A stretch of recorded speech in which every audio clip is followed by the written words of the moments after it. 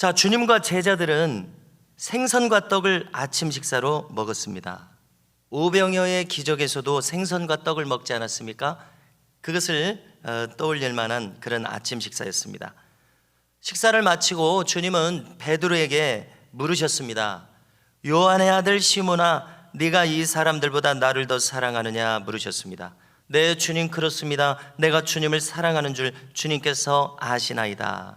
그러자 내 어린 양을 먹이라 말씀하셨습니다. 자, 여기 설명이 필요하는데요, 사랑하느냐, 사랑하나이다. 우리 한국말로는 똑같은 사랑하다로 번역이 되었습니다마는 헬라어로는 다른 말을 사용하고 있습니다. 헬라어로 이 사랑하다라는 말은 아가파오가 있고 필레오가 있습니다. 아가파오는 신적인 사랑을 가리키고요, 필레오는 인간적인 사랑을 가리킵니다. 아가파오는 무조건적인 높은 사랑을 가리키고요, 필레오는 우정과 같은 사랑을 가리킵니다. 주님은 아가파오로 부르셨습니다. 네가 나를 그렇게 사랑하느냐. 이 사람들보다, 항상 베드로는 다른 사람들보다 앞장섰었습니다. 그렇지 않습니까? 적극적이었습니다. 그래서 주님은 이 사람들보다 네가 나를 사랑하느냐, 아가파오로. 그러자 베드로는 내 주님을 사랑하나이다, 필레오로 대답했습니다. 저의 사랑은 필레오의 사랑입니다. 그렇게 완전하고 높은 사랑은 아닙니다. 그러나 주님을 사랑합니다. 이 주님을 사랑하는 것은 변치 않습니다. 그래서 비록 베드로가 대제사장의 마당에 그 숯불 앞에서는 주님을 부인했을지라도 주님을 향한 베드로의 사랑은 변치 않고 숨길 수 없습니다. 아가파오처럼 높은 사랑은 아닐지라도 주님을 사랑하는 마음은 그것만은 변치 않는 사랑이었습니다. 그러자 주님은 내 양을 먹이라고 하셨습니다. 자, 이때 양은 어린 양이라고 번역될 수 있는 것을 가리킵니다. 영어로도 키튼 하면은 새끼 고양이를 가리키고 캣 하면 그냥 일반적인 고양이를 가리키듯이요, 다른 단어를 썼다는 것입니다. 어린 양을 가리키는 단어를 썼습니다. 굳이. 또 주님은 두 번째로 물으십니다. 네가 나를 사랑하느냐, 아가파오메, 아가페로 사랑하느냐. 네, 주님, 그러하나이다. 내가 주님을 사랑하는 줄 주께서 아시나이다. 필로세, 필레오로 당신을 사랑합니다, 이런 뜻입니다. 내 양을 치라. 이때는 보통 양을 가리키는 단어를 사용했습니다. 딱히 어린 양만을 가리키는 것이 아니라 장상한 양이나 염소, 가축을 가리키는 그 단어를 썼습니다. 다른 단어이기에 말씀을 드리는데요, 또 이 양은 정말 양을 가리키는 것이 아니라 사람 양을 가리키고 있습니다. 즉 제자를 길러내라는 사명을 지금 주시고 있습니다. 여전히 베드로는 필레오의 사랑으로 응답하고 있습니다. 주님, 제가 비록 아가파오의 높은 사랑은 아닐지라도 필레오, 여전히 주님을 사랑하고 있나이다. 17절에 보니까 주님은 세 번째로 또 물으십니다. 요한의 아들 시몬아, 네가 나를 사랑하느냐. 자, 여기에서는 또 신기하게도 다른 단어를 썼습니다. 이때는 아가파오를 쓰지 않고 필레오를 썼습니다. 필레오메, 메가 나라는 뜻입니다. 나를 사랑하느냐. 그러자 베드로가 이번에는 근심합니다. 아마 조금 전에 조반을 먹으면서 이 숯불은 대제사장의 관정에서 숯불을 짤 때 주님을 부인했던 그 숯불을 떠올렸는지도 모르겠습니다. 베드로는 자기가 부족하다는 것을 느꼈던 것 같습니다. 그렇지만 그럼에도 불구하고 베드로는 어떻게 대답하고 있습니까? 네, 주님께서 모든 것을 아십니다. 그런데 내가 사랑하는 줄을 주께서 아시나이다. 필레오로 사랑하는 줄을 아시나이다. 이때도 주님은 내 양을 먹이라, 보통의 양을 가리키는 단어를 썼습니다. 이렇게 주님은 베드로에게 남은 인생 동안 사람 양을 치라는 사명을 주고 계십니다. 필레오로 사랑하는 것도 충분하다는 그런 뜻 아니겠습니까? 네가 부족함을 느끼는 그런 사랑으로 나를 사랑하는 것으로도 충분하다. 내가 너에게 사명을 맡기노라, 이렇게 이해가 됩니다. 제자를 기를 사명, 사람 양을 칠 사명을 주셨습니다. 앞으로 베드로의 남은 인생 동안 할 일은 바로 이 일이라고 주님이 알려주시고 명령하시는 대목입니다. 그리고 또 신기하게도 주님은 18절에서 베드로의 미래의 모습을 말씀하십니다. 읽어드리면요, 네가 젊어서는 스스로 띠띠고 원하는 곳으로 다녔거니와 늙어서는 내 팔을 벌리리니 남인에게 띠띠우고 원하지 아니하는 곳으로 데려가리라 말씀합니다. 19절에 보니까 사도 요한은 이것이 베드로의 순교의 장면을 가리킨다고 설명합니다. 주 60년대 초반은 네로 황제의 박해가 있었던 때입니다. 이때 베드로는 순교했다고 초대교회의 역사는 우리에게 전해지고 있습니다. 성경에 기록되지는 않았지만 유세비우스라고 하는 가이사라의 목회자죠. 이분이 최초의 교회사를 기록했는데 제자들의 그 남은 행적 같은 거, 성경에 기록되지 않은 그런 것들을 기록해서 전해줍니다. 그래서 베드로는 이 로마 황제의 박해 때 거꾸로 십자가에 못 박혀서 순교했다고 그렇게 전해줍니다. 대제사장의 관정에서는 주님을 부인했지만 황제 앞에서는 신앙을 굽히지 않고 순교로 하나님께 영광을 돌렸노라고 기록합니다.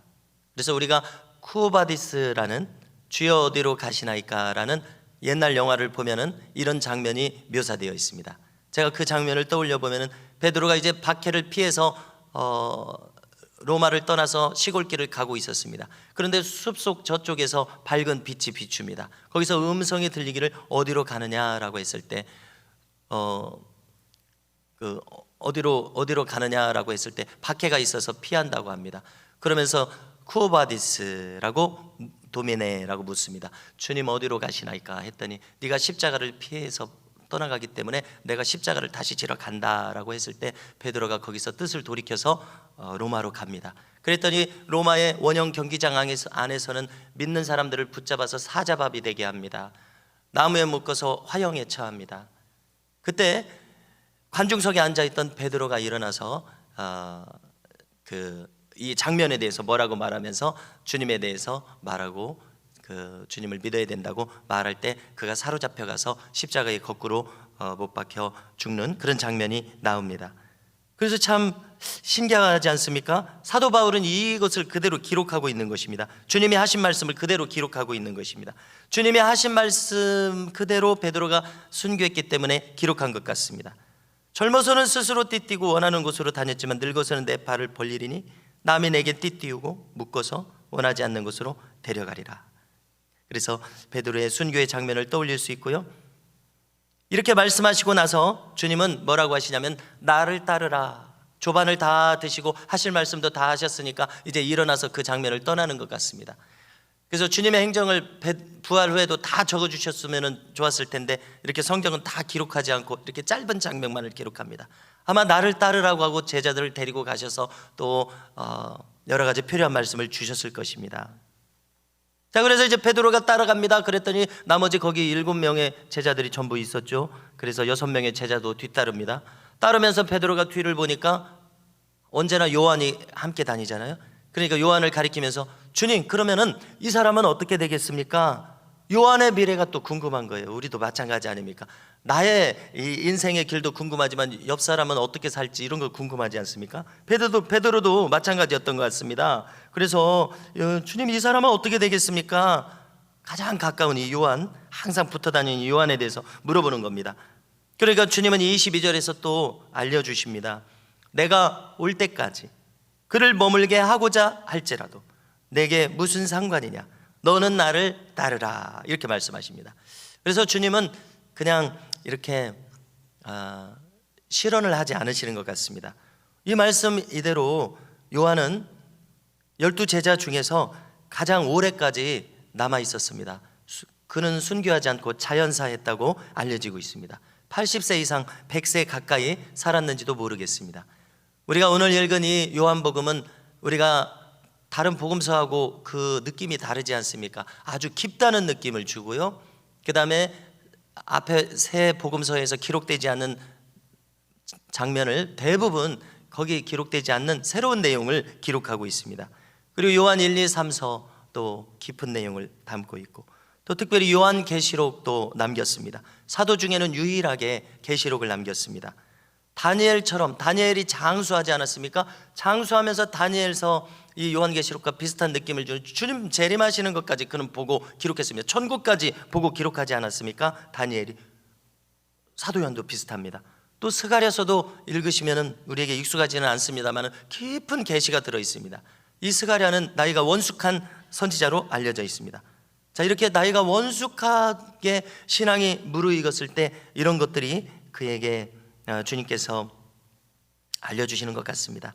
성도 여러분, 이처럼 하나님은 사람마다 각각의 계획을 다 가지고 계십니다. 이 자리에 있는 저와 우리 모든 여러분들 각각의 하나님께서는 그 고유한 계획을 가지고 계시다고 믿습니다. 그러므로 우리는 타인의 인생에 많이 신경 쓸 필요가 없습니다. 그렇기도 한 것이 내가 관여할 수 있는 것도 아니고요. 그래서 중요한 것은 나를 향한 주님의 계획이 중요합니다. 나를 어떻게 이끌어 가실지, 이것이 중요하고 우리는 내가 느낄 수 있어야 됩니다. 그렇게 생각합니다. 그래서 참으로 바라기는 우리 모두가 나를 향한 주님의 계획을 참으로 깨달을 수 있기를 바라고요. 그리고 깨닫고 그 이끄심에 순종할 수 있기를 바라고 그 이끄심에 충실할 수 있기를 바랍니다. 그래서 이렇게 남은 인생을 따라가노라면 잘하였도다 착하고 충성된 종이라 우리를 인정하시고 기뻐하실 것으로 믿습니다. 그러면 우리에게 족한 인생이 될 것입니다. 이렇게 남은 생애를 오직 믿음과 순종으로 승리할 수 있기를 간절히 소망합니다.